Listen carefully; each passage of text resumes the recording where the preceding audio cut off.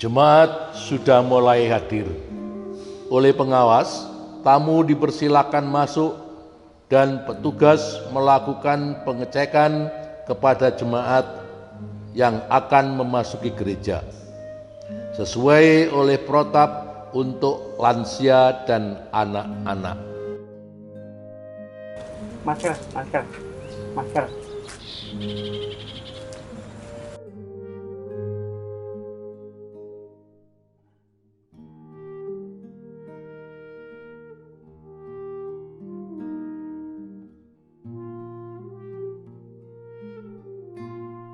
Jemaat memasukkan persembahan ke dalam kotak dan dilanjutkan cuci tangan.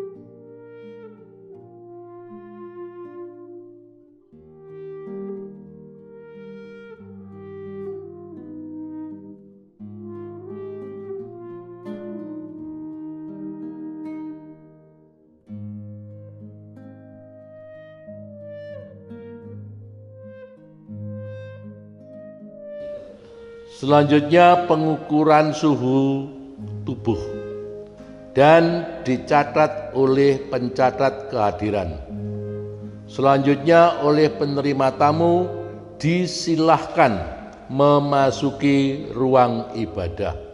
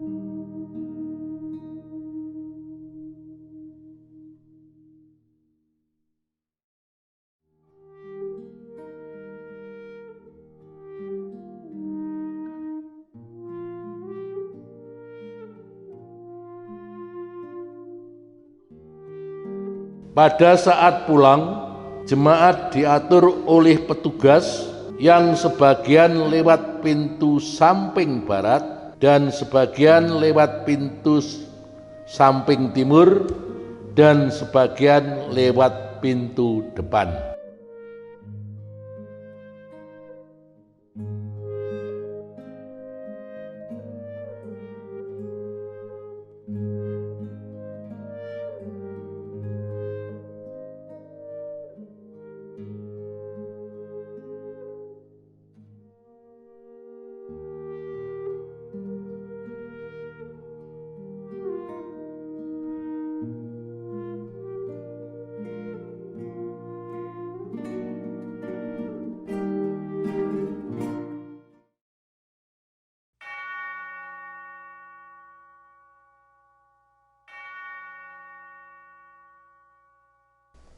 Salam Patunggilan.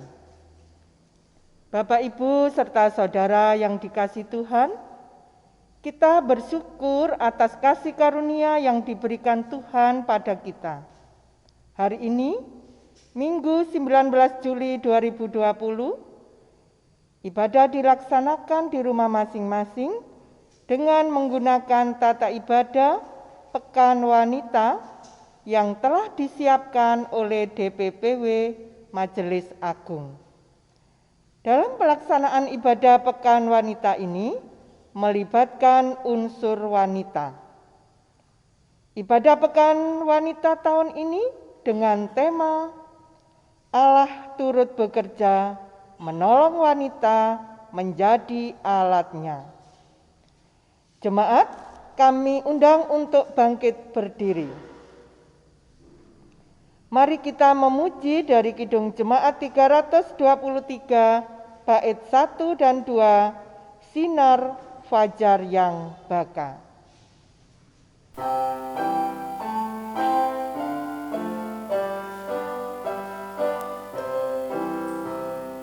Sinar fajar yang baka, sinar dari terang ilahi. Pagi ini biarlah kau terangi hidup kami dan halaukan segenap yang gelap.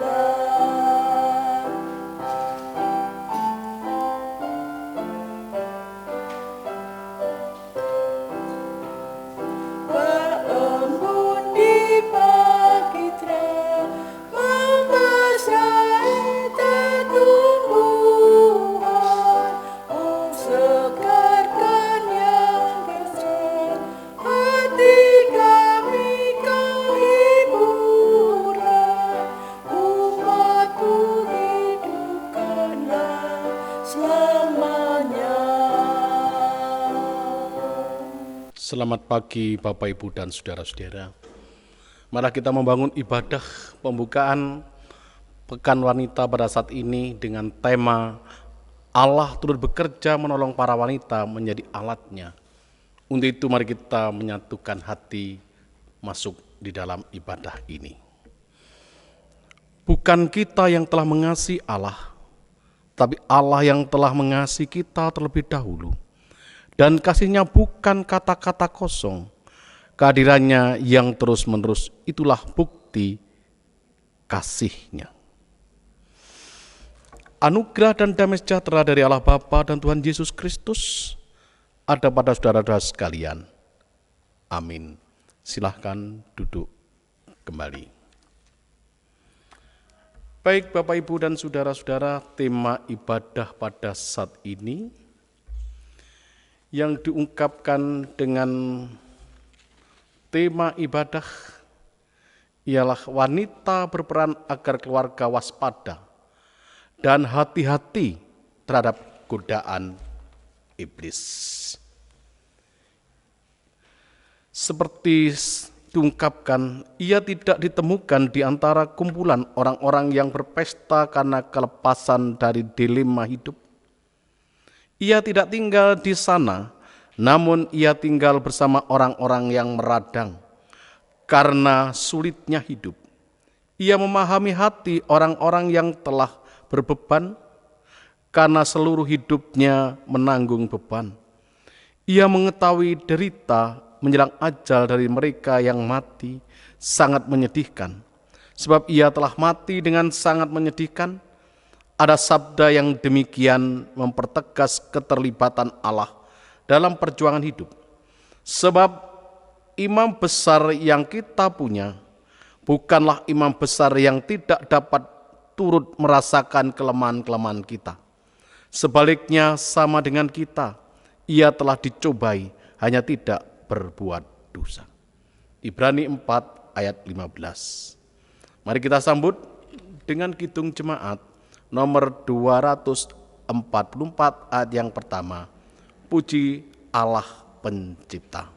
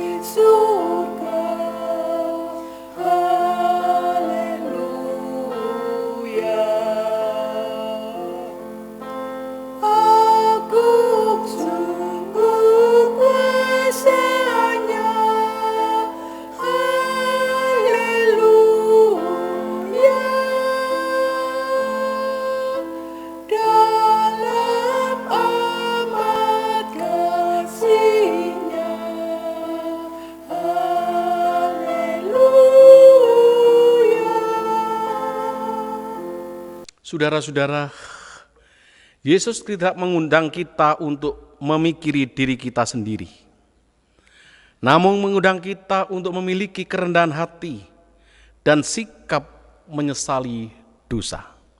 Apa artinya? Artinya kita mau mengakui dosa dan kesalahan kita padanya. Maka dengan demikian kita dilepaskan, bahkan dibebaskan agar siap untuk menghidupi saat sekarang dengan penuh kesungguhan, tak pernah berkecil hati karena senantiasa diampuni. Mari kita mengambil saat teduh untuk doa pribadi.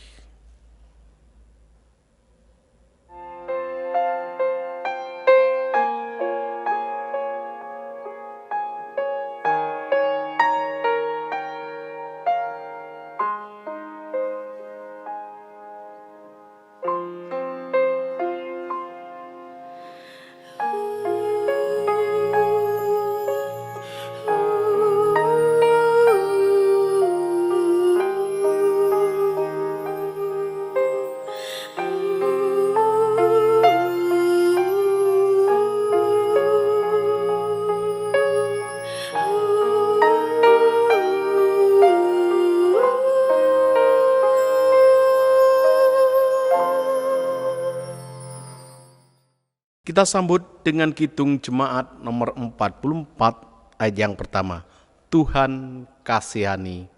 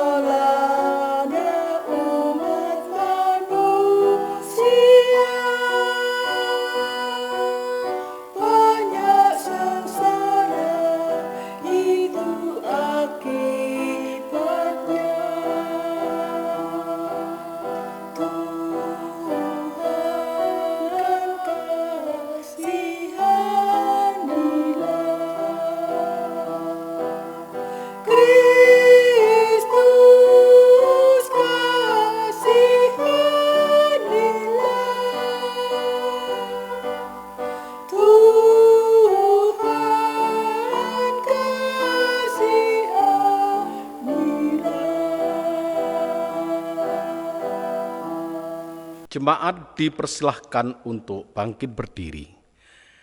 Semoga Allah menyelesaikan dalam dirimu apa yang telah Ia mulai.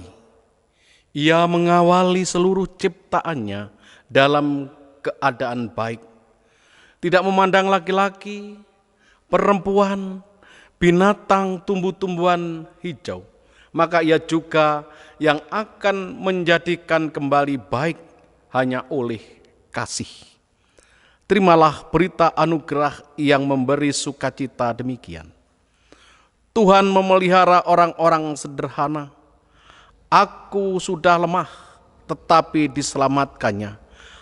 Aku kembalilah tenang, hai jiwaku, sebab Tuhan telah berbuat baik kepadamu. Mazmur 116 ayat 6 sampai dengan ke-7. Mari kita sambut dengan kidung jemaat nomor 469. Kita nyanyikan 3 kali, Tuhan terima kasih. Ya Tuhan, terima kasih atas yang Engkau beri, makanan dan minuman dan segala rezeki. Haleluya, haleluya, haleluya.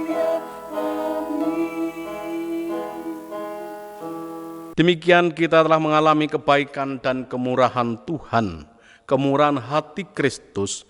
Mari kita menyatakan kesetiaan kita untuk mengikutnya terus meski jalan terjal membentang setiap perjuangan. Kita menyatakan iman melalui pujian Kidung Jemaat nomor 280 ayat yang pertama sampai dengan ketiga. Aku percaya.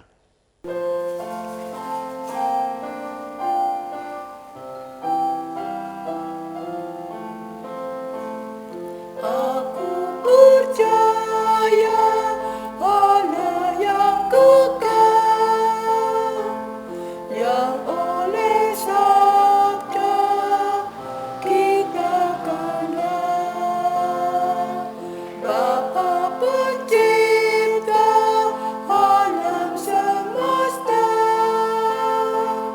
yang mengasihi manusia.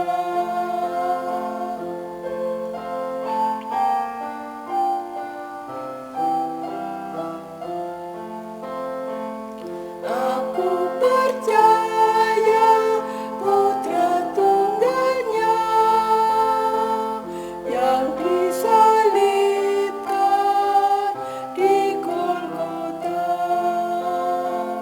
yang dari kubur bangkit dan menang, naik ke surga dalam terang.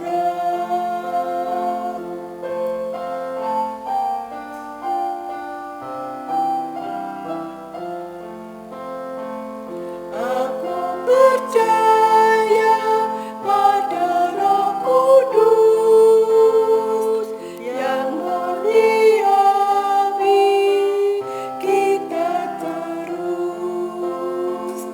Aku percaya gereja yang besar, ku jadi suci di dalamnya. Jemaat silahkan duduk kembali. Baiklah Bapak Ibu dan saudara-saudara, marilah ibadah kita pada saat ini kita landaskan pada kesaksian sabda yang diambil dari 3 bacaan, Kejadian 28 ayat 10 sampai 19, Roma 8 ayat 12 sampai 25, dan Matius 13 ayat 24 sampai 30 disambung ayat 36 sampai 40. Tapi perkenankan nanti akan dibaca Matius 2:13 ayat 24 sampai 30 sampai disambung 36 sampai 40. Akan dibacakan oleh salah satu majelis jemaat. Bapak, Ibu, Saudara yang terkasih dalam nama Tuhan Yesus Kristus, tiba saatnya kita akan membaca dan merenungkan firman Tuhan, tapi sebelumnya marilah kita berdoa terlebih dahulu. Bapa kami yang ada di surga, terima kasih ya Tuhan, karena saat ini kami boleh datang ke hadirat Tuhan. Tuhan, sebentar lagi kami akan membaca dan merenungkan firman Tuhan. Kiranya segala hati pikiran kami boleh tertuju hanya kepadamu. Kami juga berdoa bagi Bapak Sungkono, kiranya juga Tuhan memberikan kebijaksanaan di dalam membawakan firman pada saat ini. Berfirmanlah Tuhan, sebab kami siap untuk mendengarkan. Amin. Firman Tuhan terambil dari Injil Matius 13 ayat 24 sampai 30, dilanjutkan ayat 36 sampai 43. Demikian firman Tuhan. Perumpamaan tentang lalang di antara gandum. Yesus membentangkan suatu perumpamaan lain lagi kepada mereka. Katanya, hal kerajaan surga itu seumpama orang yang menaburkan benih yang baik di ladangnya. Tetapi pada waktu semua orang tidur, datanglah musuhnya menaburkan benih lalang di antara gandum itu, lalu pergi. Ketika gandum itu tumbuh dan mulai berbulir, nampak jugalah lalang itu. Maka datanglah hamba-hamba tuan ladang itu kepadanya dan berkata, Tuan, bukankah benih baik yang Tuan taburkan di ladang Tuan? Dari manakah lalang itu?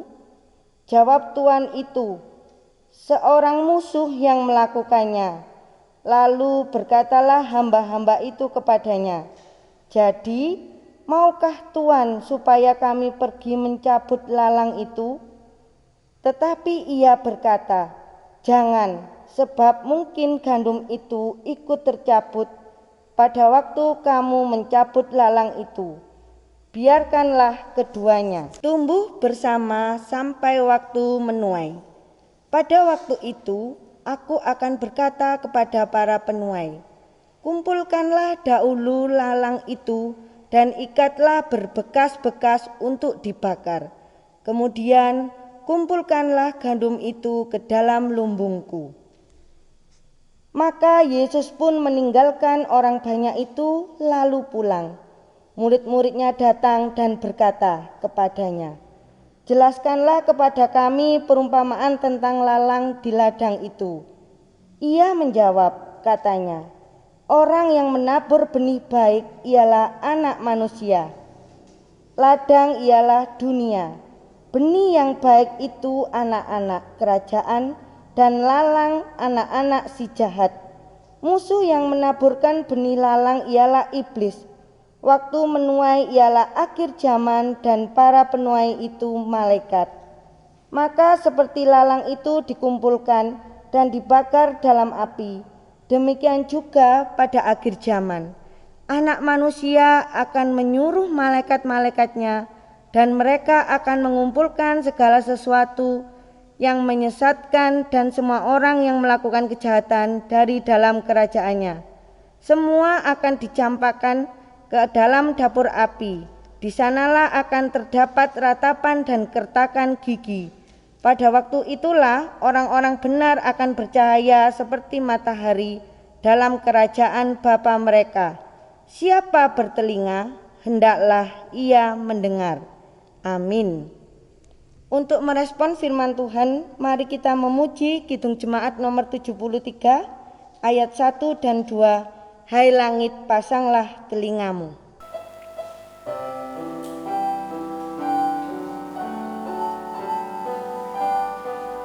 Hai langit, pasanglah telingamu, dengan ucapanku, wahai bumi.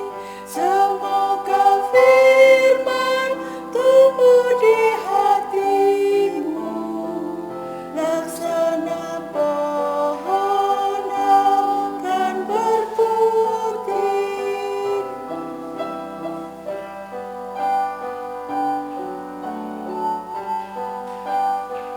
Berilah hormatmu pada Tuhan, Sang gunung batu, adil jalannya.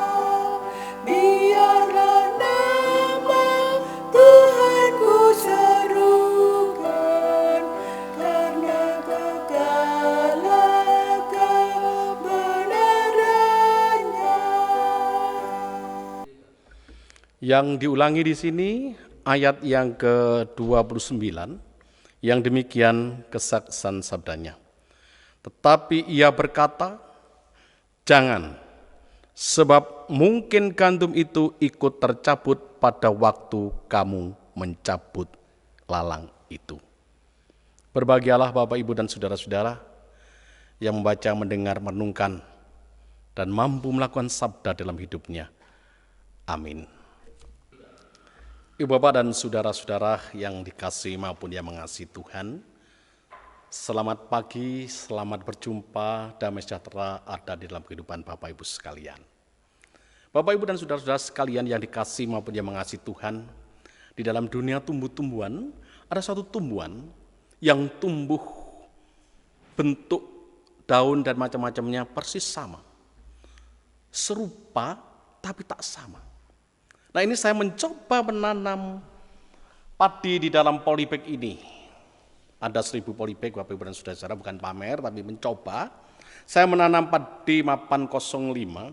Ternyata di dalam polybag ini padi juga ditumbuhi tanaman yang lain ini bentuknya. Nah, ini yang berbeda, yang sama ini padinya.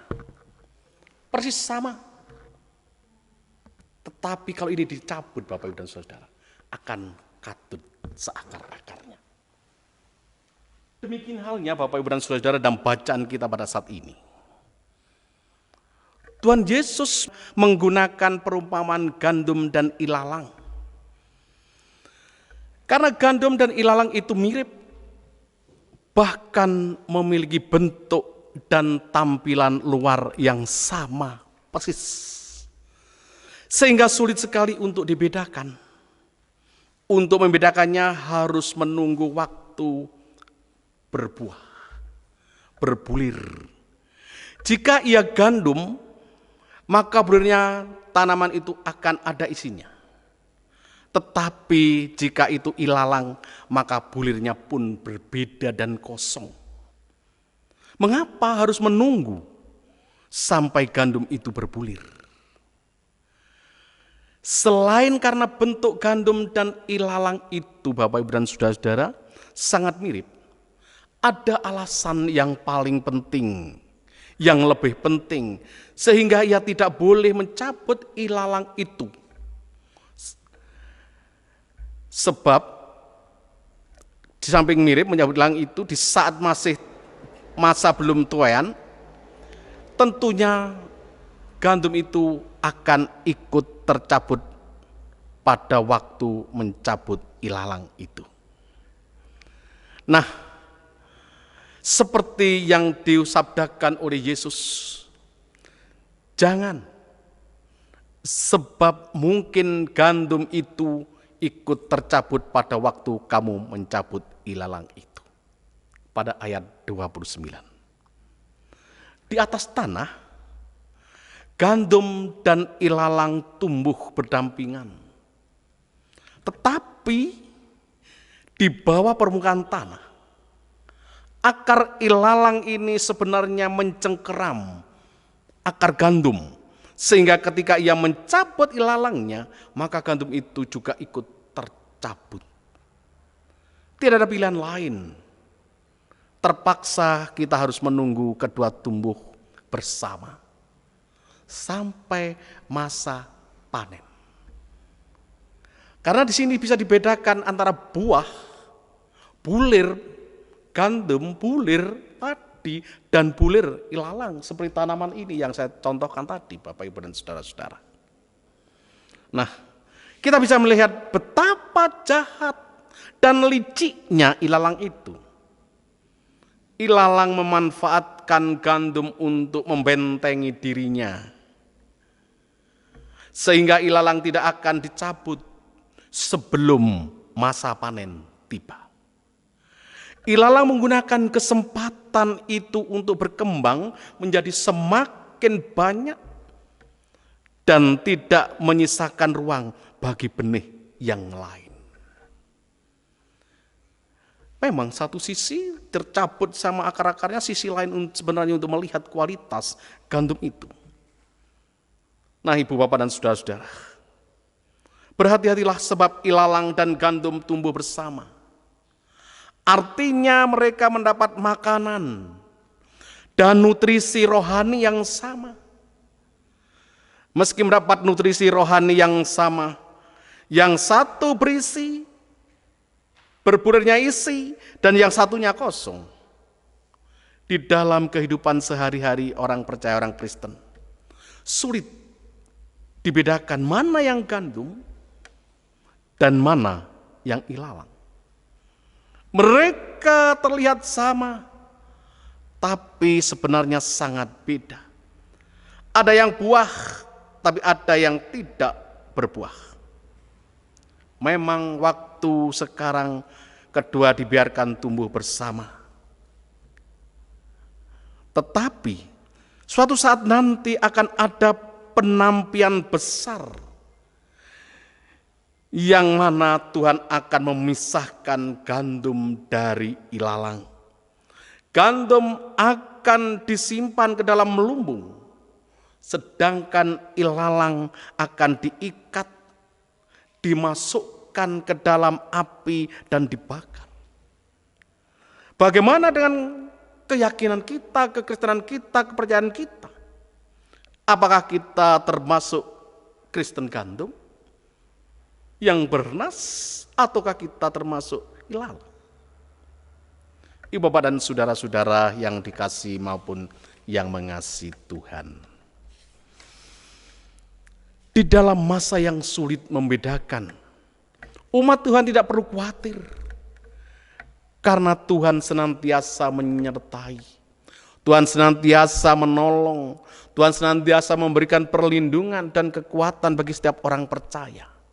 Seperti yang telah dirasakan oleh Yakub dalam perjanjian lama dalam kejadian tadi.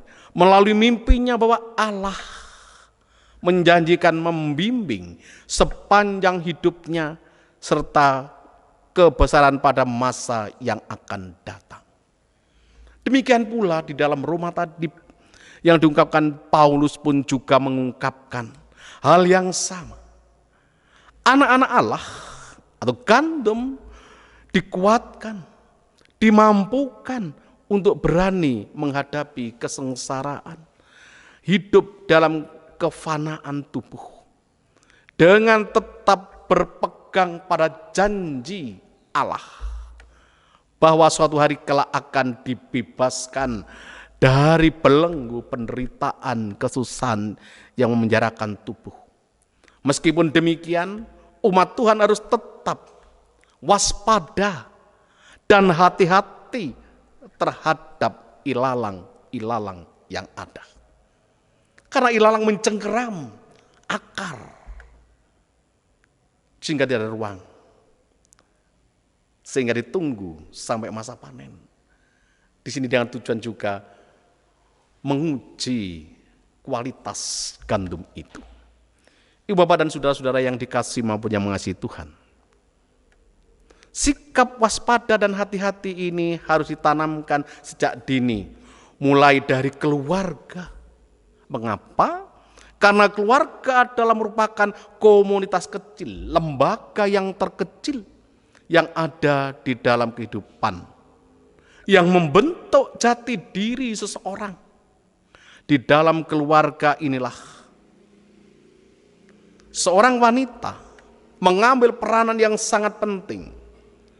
Wanita hadir sebagai seorang istri, teman hidup bagi suami yang siap untuk berdiskusi, memberikan pertimbangan dan memotivasi suaminya. Wanita juga hadir sebagai seorang ibu yang siap mendidik, mengajar dan meneladani anak-anak, membimbing iman bagi anak-anaknya. Jika bimbingan, didikan dan teladan iman di dalam keluarga sudah berakar dengan kuat, maka ketika masa menuai tiba, keluarga kita akan tetap menjadi gandum yang berbulir, gandum yang baik, gandum yang bernas. Dalam pekan wanita GKJ pada saat ini, para wanita diingatkan kembali mengenai perannya di tengah-tengah keluarga. Karena ilalang masih menebarkan benih-benih kejahatan, tak terkecuali di dalam keluarga kita. Untuk itu, Bapak, Ibu, dan saudara-saudara, khususnya kaum wanita, berperan sebagai gandum yang menjadi berkat bagi semuanya. Tuhan memberkati kita sekalian. Amin. Mari kita mengambil saat teduh.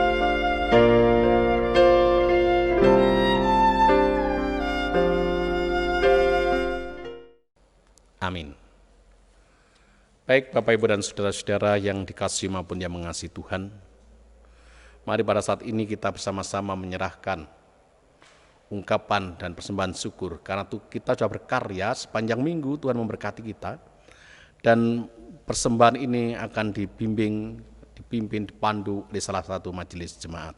Bapak, Ibu, dan Saudara yang dikasihi Tuhan, sudah tiba saatnya untuk kita mempersembahkan persembahan kepada Tuhan. Namun sebelumnya kita dasari dengan firman Tuhan yang tertulis di dalam Markus 12 ayat 41 sampai dengan 44 yang demikian.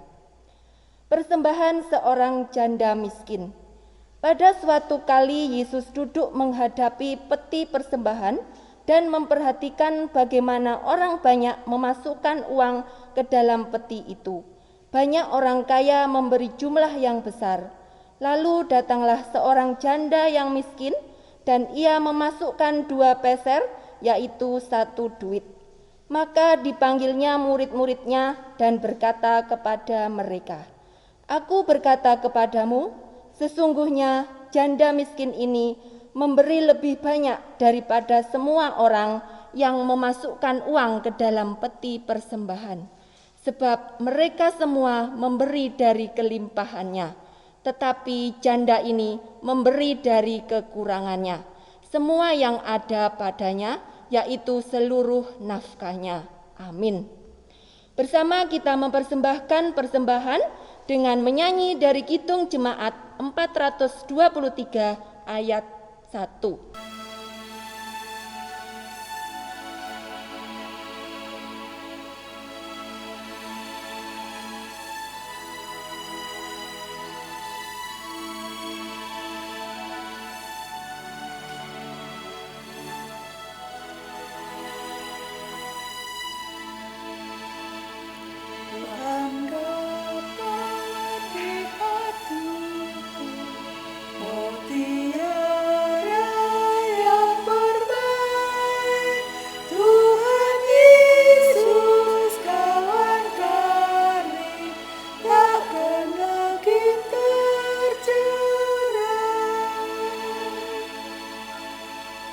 Baik Bapak Ibu dan saudara-saudara, mari kita akhiri ibadah kita ini di dalam doa. Kita menyatukan hati masuk di dalam doa. Kepadamu ya Bapa, kami yang percaya bersatu hati menaikkan harapan, mempertegas kesanggupan untuk sebuah hidup yang syarat keselamatan di dunia milik-Mu ini. Kami menyadari bahwa tujuan yang ingin dicapai manusia bukan hanya kebebasan dari diri, melainkan juga kebebasan untuk mendapatkan ketenangan, kedamaian, sukacita yang pasti untuk melihat diri sendiri sebagai diri orang lain. Kami tidak ingin membuang-buang waktu dalam situasi buntu, sebab ini akan menyia-nyiakan kekuatan hidup yang telah kami terima atas pancaran kasih-Mu. Kami merindukan hati yang damai, oleh karenanya kami bisa mencintai hidup. Entah apa yang harus kami alami di sepanjang jalan hidup kami. Dan Kau ya Kristus melalui kekuatan roh, memenuhi ruang hati kami dengan cinta-Mu yang mendamaikan. Kami menyadari kedamaian hati membuat hidup begitu indah bagi orang-orang di sekitar kami. Damai yang di hati membuat kami mampu untuk mulai lagi ketika keputusasaan menindih bau ini. Kami bukan siapa-siapa, kami bukan apa-apa, teman sekerjamu yang satu. Untuk itu Bapa, pakailah kami untuk itu semua. Terimalah doa kami ya Kristus, dan kami akan hidup. Semoga pengharapan kami menjadi sumber kegembiraan. Mampukan kami bergembira serta bersyukur, tiada terhingga, tidak pernah takut untuk bangun menyambut fajar pagi. Untuk doa permohonan kami ini kami serahkan dalam nama Tuhan Yesus yang telah mengajarkan Berdoa Bapa kami diwujudkan dalam bentuk pujian. Bapa kami yang di surga, dikuduskanlah nama-Mu, datanglah kerajaan-Mu, jadilah kehendak-Mu di bumi seperti yang di surga. Berikan kami hari ini makanan yang secukupnya. Ampuni kesalahan kami, seperti kami ampuni orang yang bersalah pada kami. Jangan bawa kami ke dalam pencobaan, tapi lepaskan kami dari yang jahat. Karena Engkau punya kerajaan dan kuasa, kemuliaan selamanya. Amin.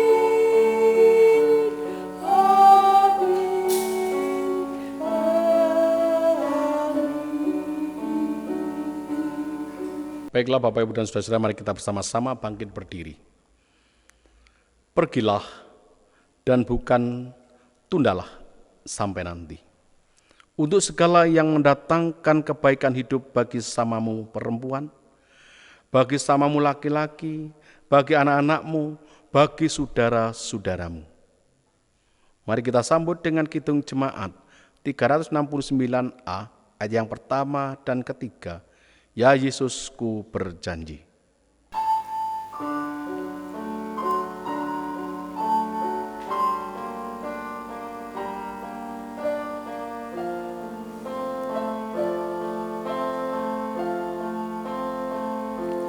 Ya Yesusku berjanji setia padamu. Ku minta Kau selalu dekat, ya Tuhanku. Di kancah pergumulan, jalanku tak sesat, karena Engkau temanku, pemimpin terdekat.